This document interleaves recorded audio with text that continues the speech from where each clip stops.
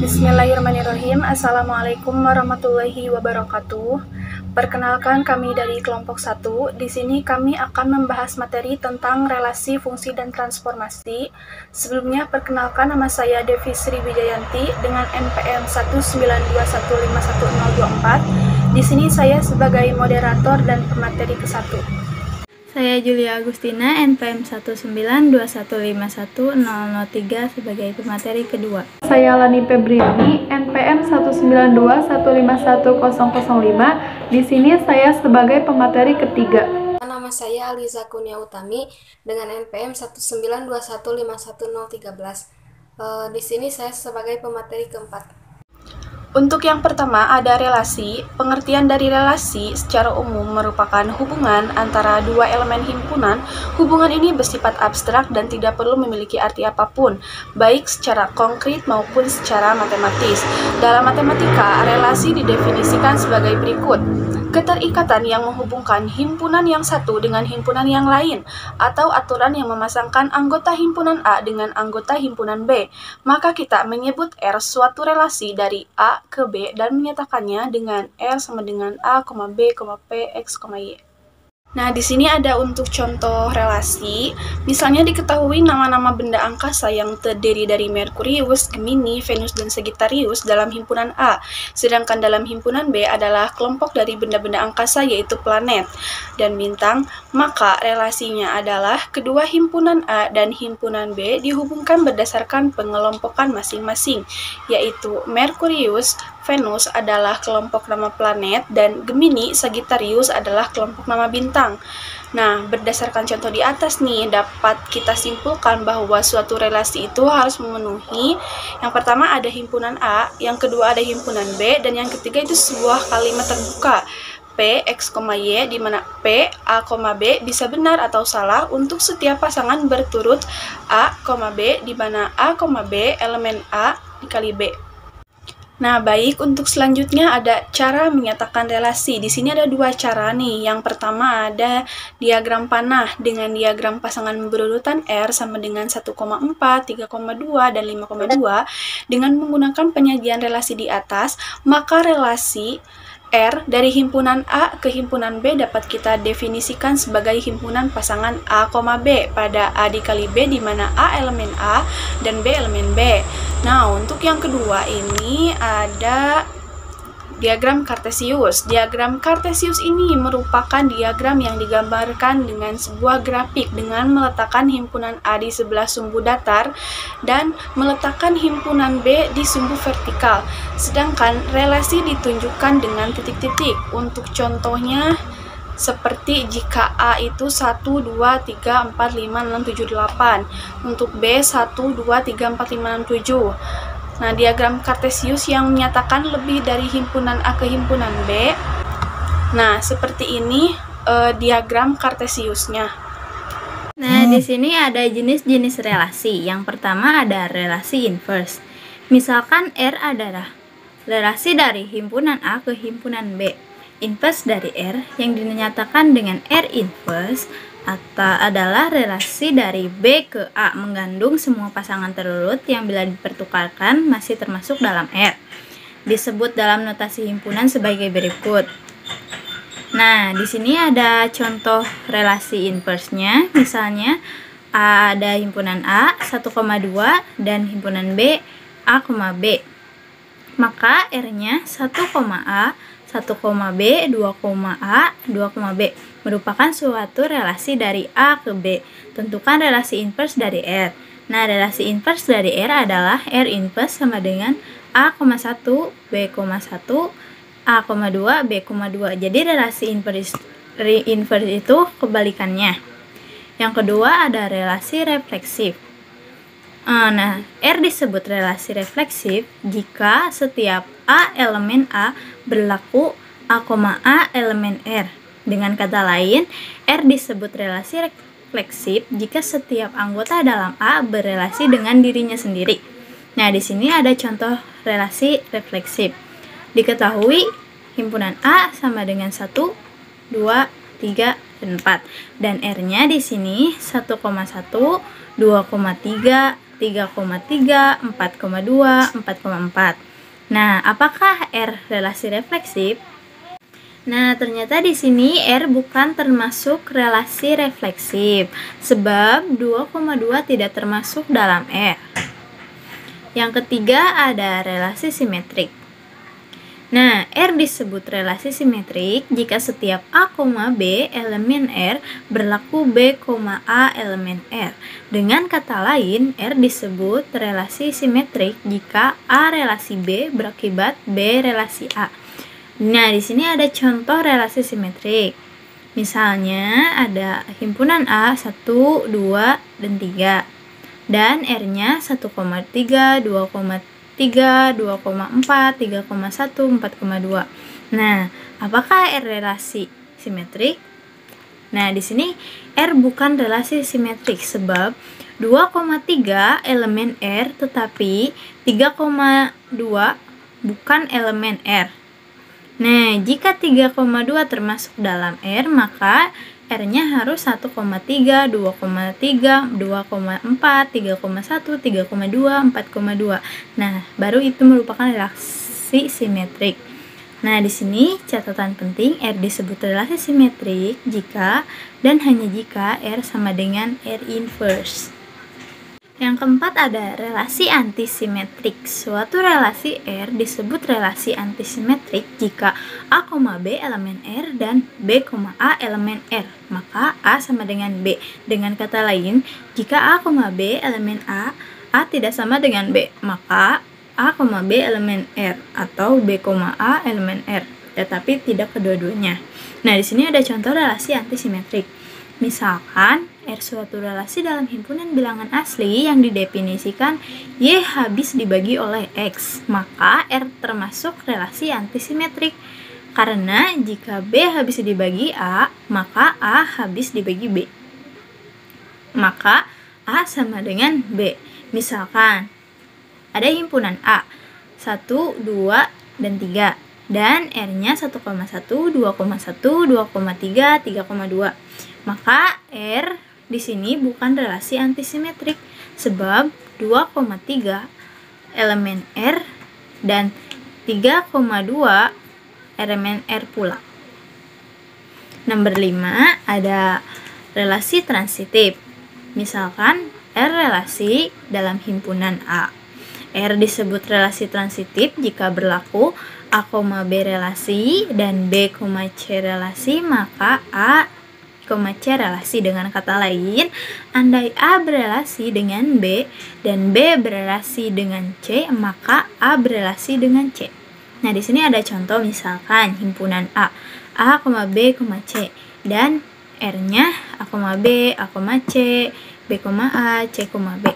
Maka R bukan relasi transitif sebab B, A relasi dan A, C relasi, tetapi B, C relasi di sini BC-nya tidak termasuk ke dalam R. Jadi ini bukan relasi transitif.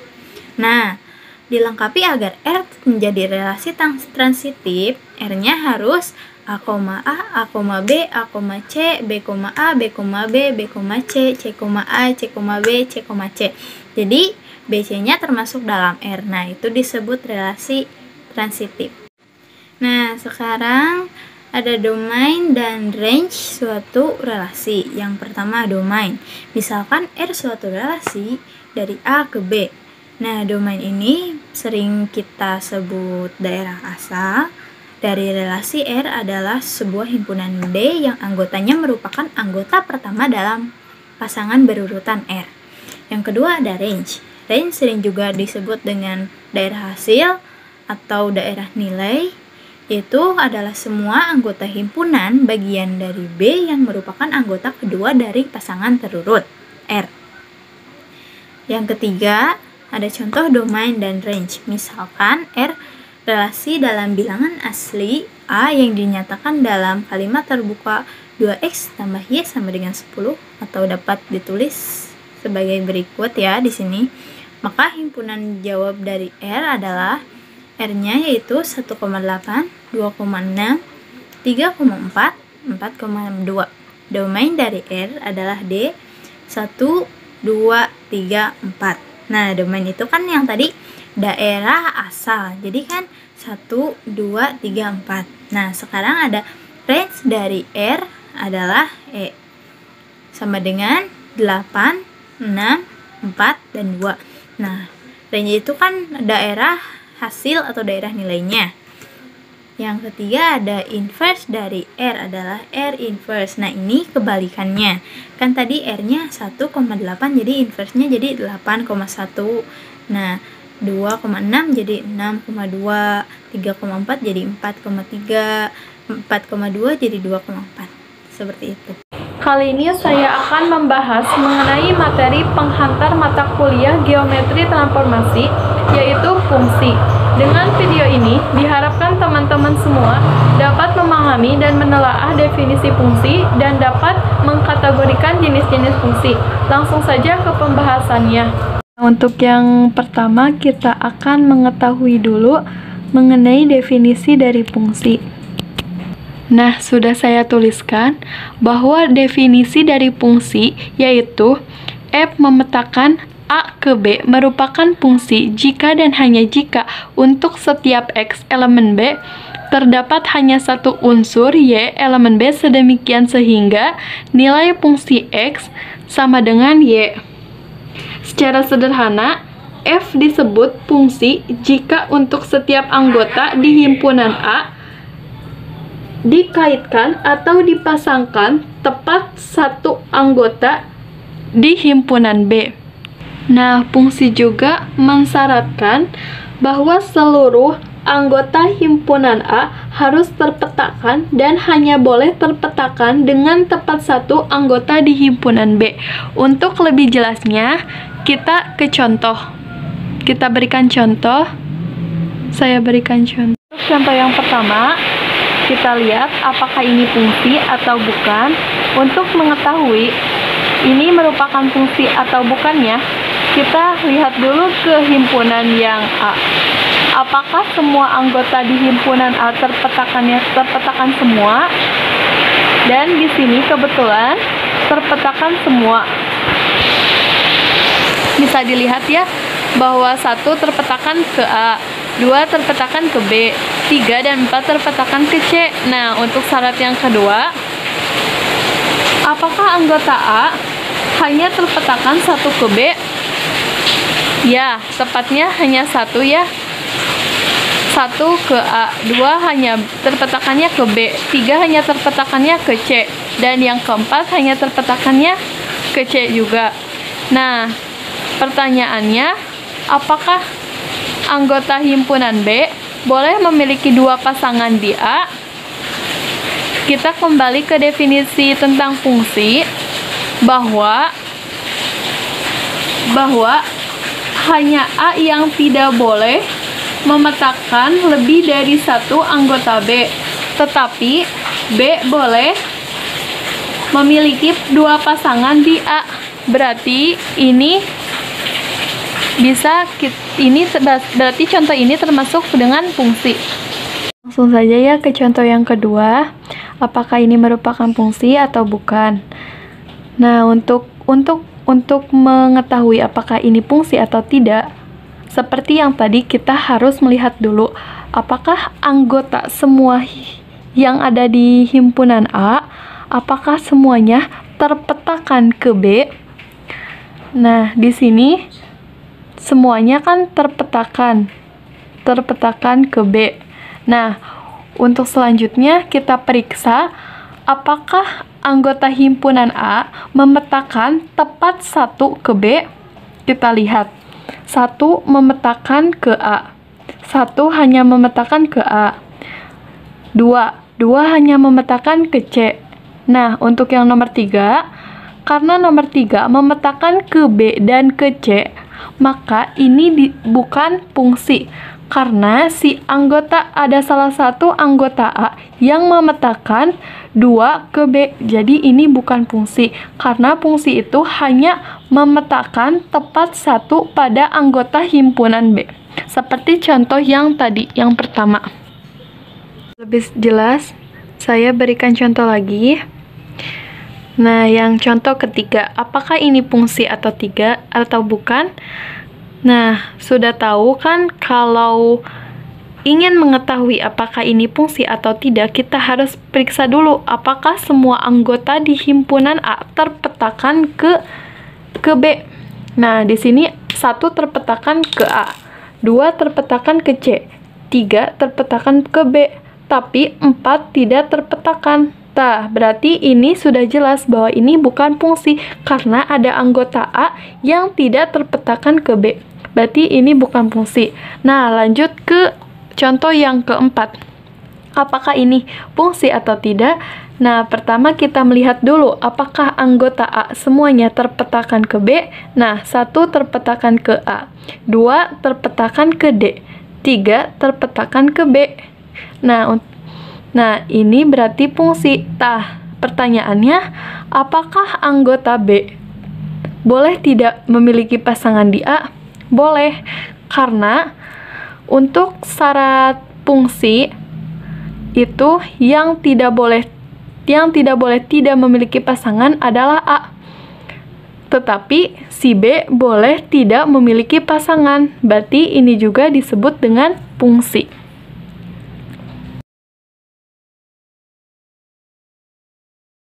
Yang berikutnya ada beberapa istilah-istilah yang perlu kita ketahui dalam fungsi. Apabila F memetakan X anggota A ke suatu Y anggota B, kita tuliskan dalam diagram panah berikut. Nah, jadi Y di sini merupakan peta atau bayangan dari X oleh F. Sedangkan X di sini merupakan prapeta atau objek benda oleh F, sedangkan himpunan A, semua himpunan A merupakan daerah asal atau domain dari F, dan seluruh anggota himpunan B merupakan daerah kawan atau kodomain. Sedangkan himpunan dari semua peta di B disebut daerah hasil atau rank dari F. Nah, untuk lebih jelasnya kita ke contoh. Di sini F memetakan A ke B. Kita menentukan dulu daerah asal. Daerah asal adalah semua anggota yang ada di himpunan A. Berarti kita dapat tulis 1, 2, 3, dan 4. Untuk daerah kawannya yaitu semua anggota yang ada di himpunan B. Berarti 5, 6, 7, dan 8. Nah, untuk daerah hasil adalah secara sederhana seluruh anggota B yang terkenakan oleh panah. Berarti 5, 6, dan 8. Kenapa 7 tidak? Karena 7 tidak terkenakan oleh panah. Berarti daerah hasilnya 5, 6, 8. Nah, selain ini ada juga yang disebut dengan peta dan prapeta. Nah, untuk seluruh anggota A disebut dengan prapeta, sedangkan yang ada di anggota himpunan B ini disebut dengan peta. Nah, misalkan 1 merupakan prapeta dari 5, dan 5 merupakan peta dari 1.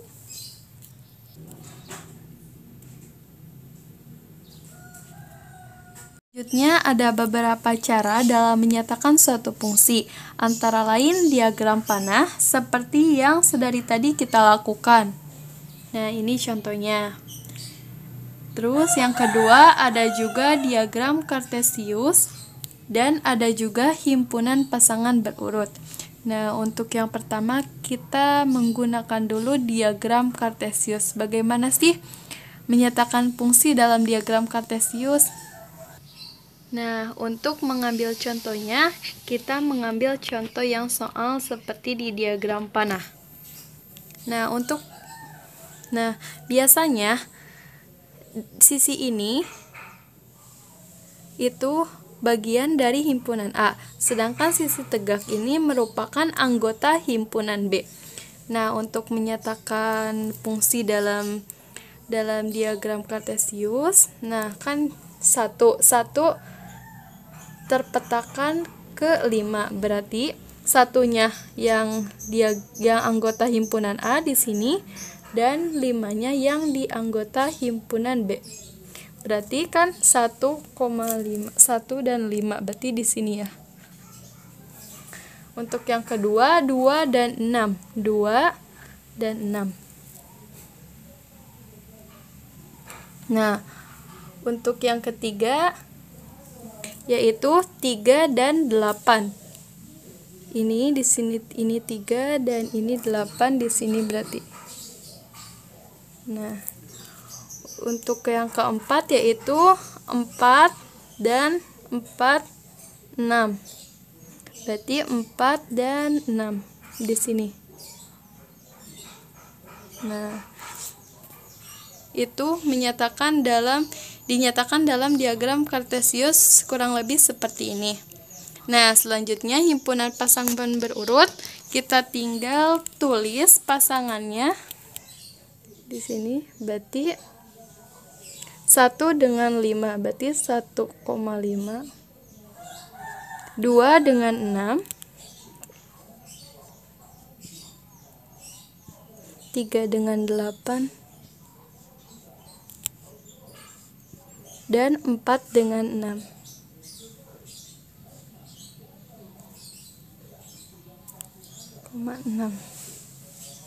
Nah, ini dinyatakan dalam himpunan pasangan berurut.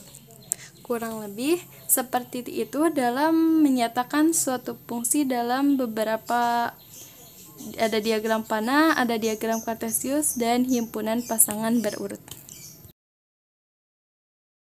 Pembahasan selanjutnya yaitu jenis-jenis fungsi. Yang pertama, ada yang disebut dengan fungsi injektif atau fungsi 1-1 atau fungsi into.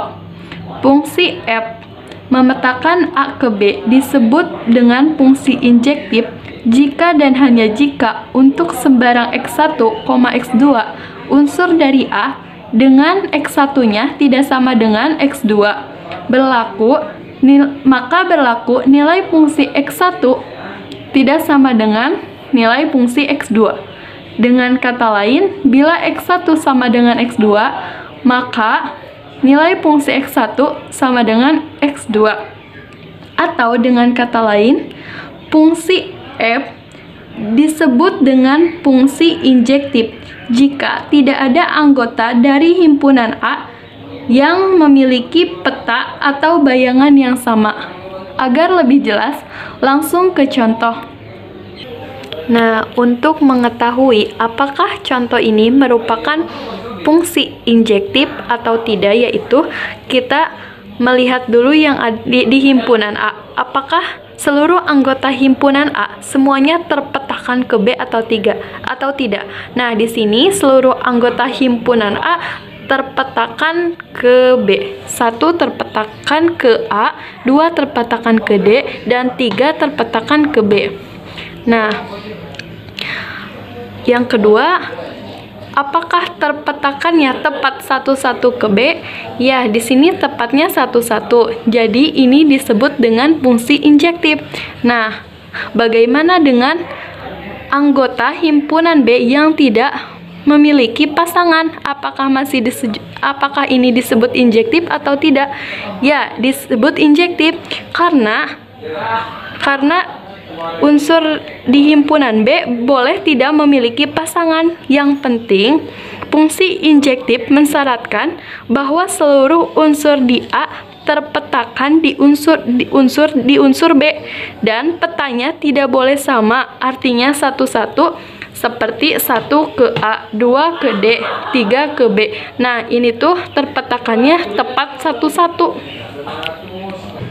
Nah, kita lihat contoh yang berikutnya. Apakah ini disebut dengan fungsi injektif atau tidak? Tidak. Ya, ini tidak termasuk ke dalam fungsi injektif. Mengapa tidak termasuk? Karena ada anggota himpunan A yang memiliki pasangan yang sama. Karena fungsi injektif itu disebut fungsi F disebut injektif itu jika tidak ada anggota elemen himpunan A yang mempunyai peta atau bayangan yang sama, sedangkan 3 dan 4 memiliki pasangan yang sama di B, yaitu C. Jadi ini tidak termasuk ke dalam fungsi injektif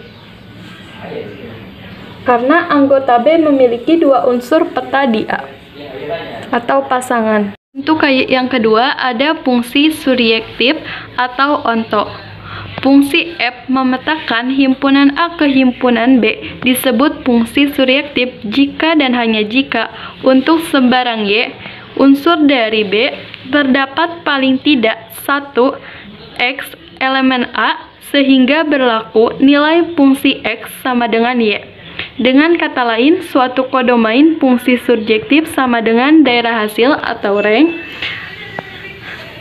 Dan dengan kata lain, fungsi F dikatakan fungsi surjektif jika setiap anggota himpunan B adalah peta atau bayangan dari satu atau lebih anggota himpunan A. Untuk lebih jelasnya, langsung saja ke contoh. Nah, sebagai contohnya, ini termasuk fungsi surjektif. Kenapa bisa disebut fungsi surjektif? Karena semua unsur pada himpunan B merupakan peta dari unsur-unsur di A, atau semua unsur di B memiliki pasangan dari anggota himpunan A.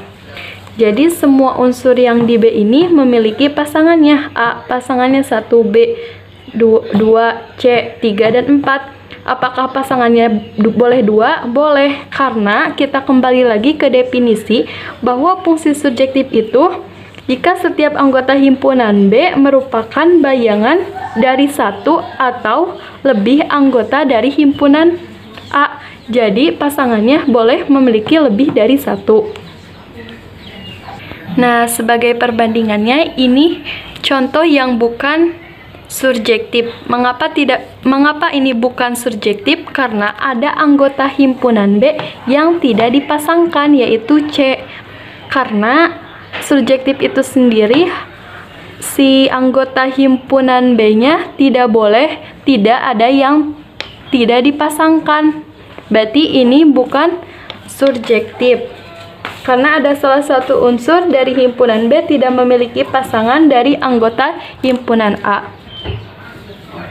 Untuk yang ketiga, ada fungsi bijektif yang merupakan gabungan dari fungsi injektif dan fungsi surjektif.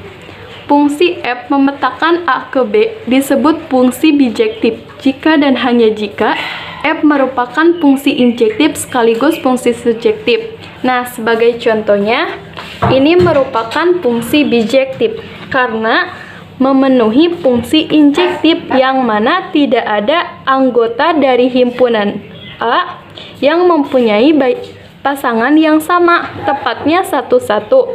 Anggota di himpunan A memiliki pasangan peta 1-1 pada anggota himpunan B, dan itu memenuhi fungsi injektif. Dan setiap anggota di himpunan B merupakan peta dari anggota di himpunan A, atau tidak terdapat satupun unsur di himpunan B yang tidak memiliki pasangan, dan itu memenuhi fungsi surjektif. Dengan demikian, contoh ini merupakan contoh fungsi bijektif.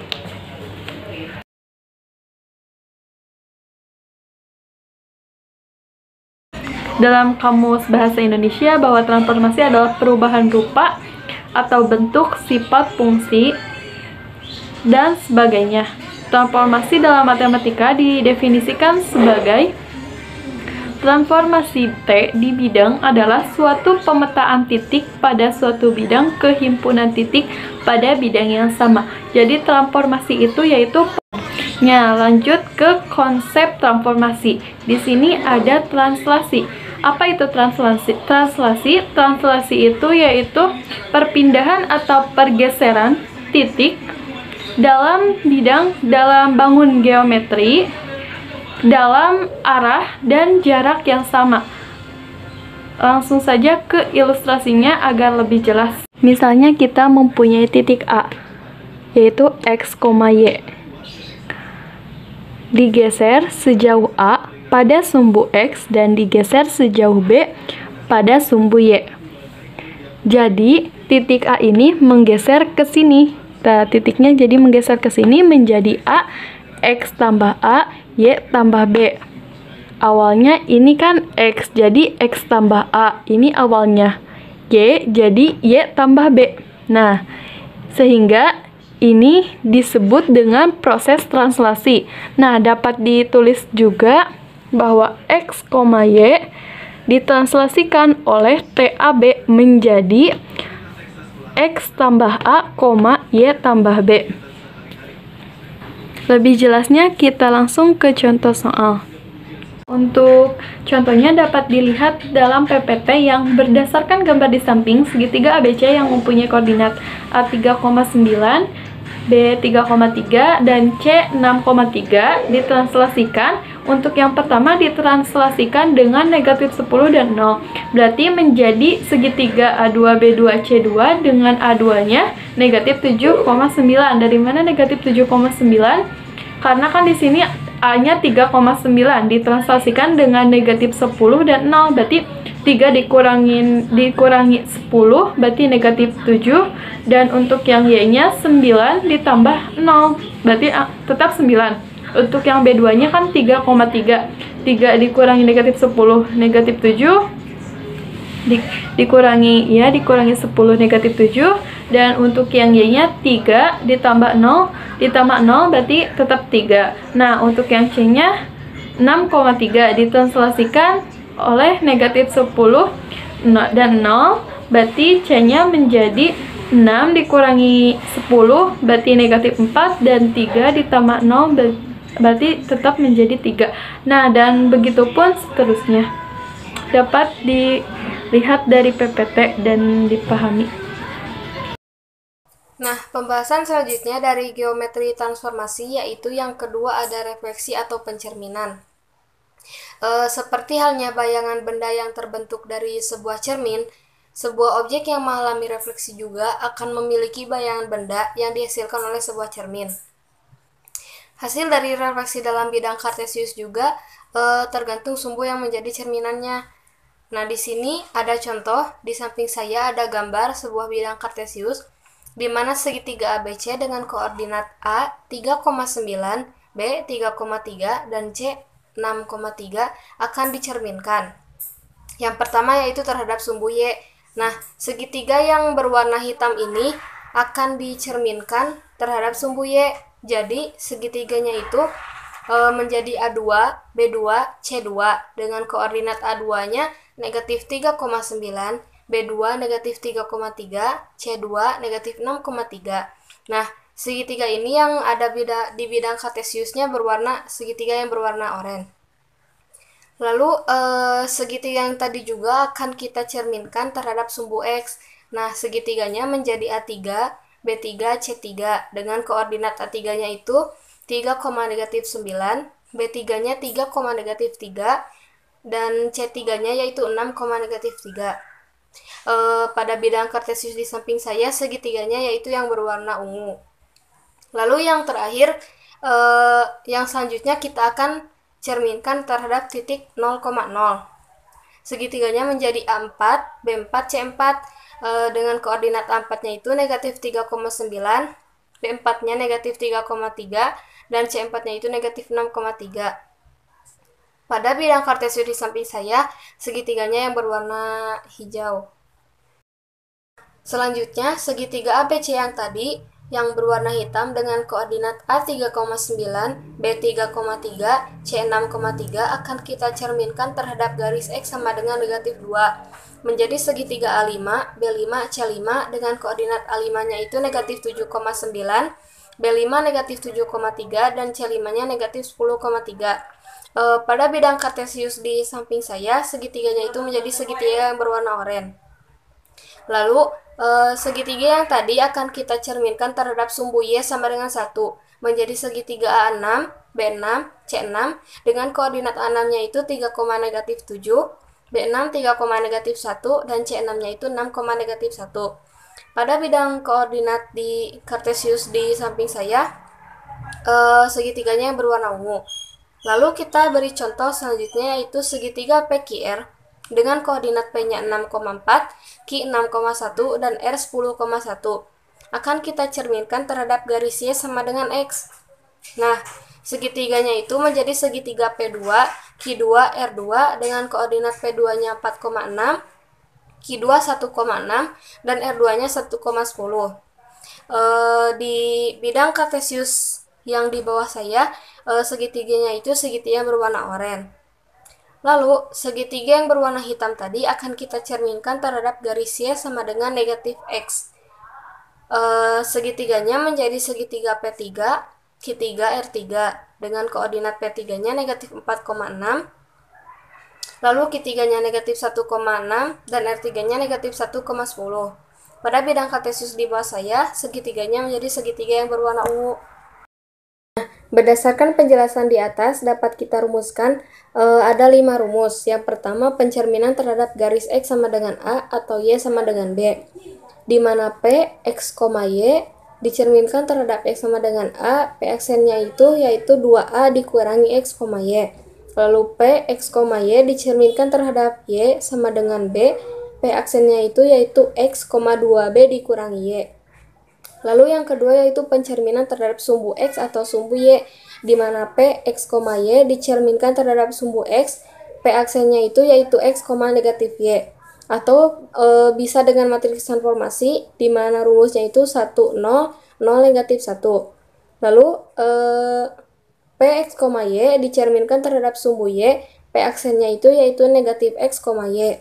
Atau matriks transformasinya itu negatif 1, 0, 0, negatif 1, 0, 1. Lalu yang ketiga yaitu pencerminan terhadap titik 0,0, di mana P, X, Y dicerminkan terhadap 0,0, P aksennya itu yaitu negatif X, negatif Y. Matriks transformasinya itu yaitu negatif 1, 0, 0, negatif 1. Lalu yang keempat, pencerminan terhadap garis Y sama dengan X, atau Y sama dengan negatif X, di mana P, X, Y dicerminkan terhadap X, P aksennya yaitu Y sama dengan X, atau matriks transformasinya itu yaitu 0, 1, 1, 0. Lalu P, X, Y dicerminkan terhadap Y sama dengan negatif X, P aksennya itu yaitu negatif Y, negatif X, di mana matriks transformasinya itu yaitu 0, negatif 1, negatif 1, 0. Lalu yang terakhir, pencerminan terhadap garis Y sama dengan MX tambah C jika M-nya itu sama dengan tan theta. Nah, rumusnya itu sin 2 theta sama dengan 2M per 1 ditambah M kuadrat, dan cos 2 theta sama dengan 1 dikurangi M kuadrat per 1 ditambah M kuadrat. Di mana X, untuk mencari X aksen, Y aksennya yaitu matriks cos 2 theta, sin 2 theta, sin 2 theta, negatif cos 2 theta, dikalikan matriks X dikurangi 0, Y dikurangi C ditambah matriks 0C. Untuk komposisi geometri transformasi yang ketiga yaitu ada rotasi atau bisa disebut juga perputaran. Nah, untuk rotasi searah jarum jam, sudut diberi tanda negatif, dan untuk rotasi berlawanan arah jarum jam, sudut diberi tanda positif. Kita ambil contoh segitiga ABC dengan koordinat A 3,9, B 3,3, dan C 6,3. Segitiga ini akan dirotasi dengan sudut 90 derajat atau negatif 270 derajat. Dengan pusat rotasinya itu 0,0 menjadi segitiga A2, B2, C2 dengan koordinat A2-nya negatif 9,3, B2 negatif 3,3, dan C2-nya menjadi negatif 3,6. Pada bidang kartesius di atas, kita lihat pada mulanya yaitu segitiga yang berwarna hitam, lalu kita rotasi menjadi segitiga yang berwarna oranye. Lalu selanjutnya kita rotasi dengan sudut positif 270 derajat atau negatif 90 derajat dengan pusat rotasi 0,0, Segitiganya menjadi segitiga A3, B3, dan C3 dengan koordinat A3-nya itu 9, -3, B3, 3, -3, C3-nya 3, -6. Nah, pada bidang kartesius segitiganya menjadi segitiga yang berwarna ungu.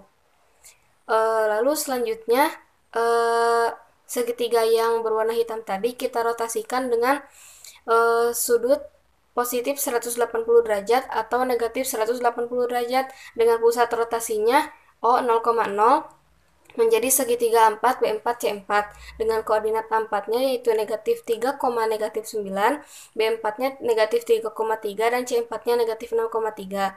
Nah, segitiganya yaitu segitiga yang berwarna hijau. Nah, berdasarkan penjelasan di atas, rotasi dapat dirumuskan sebagai berikut. Rotasi sejauh θ dengan pusat A, B yaitu X aksen Y aksen sama dengan cos θ negatif sin θ cos θ dikalikan matriks X kurangi A, Y kurang B ditambah matriks A, B.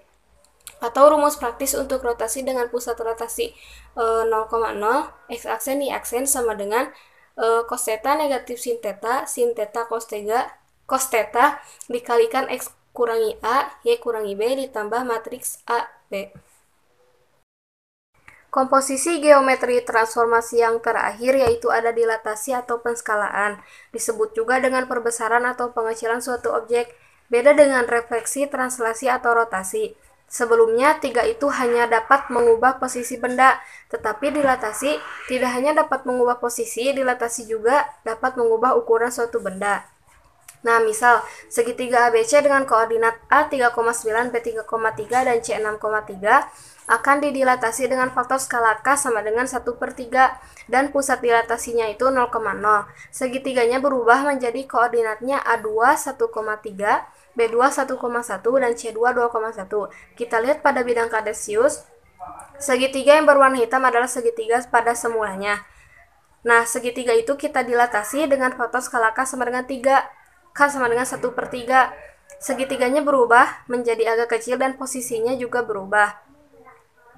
Nah, terlihat jelas perbedaannya bahwa dilatasi dapat mengubah ukuran benda.